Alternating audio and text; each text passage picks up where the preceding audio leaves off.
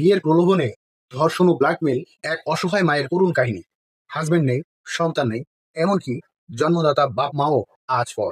শুধুমাত্র একটি ছেলের বিয়ের প্রলোভনে আর ব্ল্যাকমেলের শিকার হয়ে আজ রাস্তায় রাস্তায় ঘুরছে চম্পা নামের একটি মেয়ে।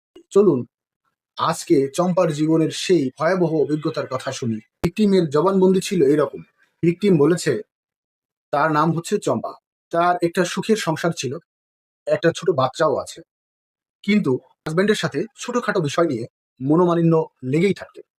এই সুযোগটা নেয় অন্য একটা ছেলে, কে সারাক্ষণ বলতো কে বিয়ে করতে চায়, সে অনেক সুখে রাখবে।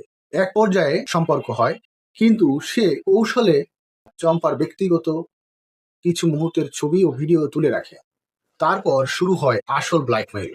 সে তাকে হুমকি দেয়, যদি তার কথা মতো না চলে সে সব ছবি হাজবেন্ডকে সে পাঠিয়ে দিবে। ভয়ে সে তার কাছে নথি স্বীকার করে। এক পর্যায়ে তার হাজবেন্ড সব জেনে যায় এবং তাকে ডিভোর্স দিয়ে দেয়। এখন সেই ছেলেও তাকে বিয়ে করতে চায় না, বরং অস্বীকার করছে তাকে। আজ সে তার বাবা মার বাড়িতেও থাকতে পারছে না। গত 2 মাস ধরে তার বাচ্চার সাথেও দেখা করতে দিচ্ছে না। এখন সে পুরোপুরি নিরাশ্রয়।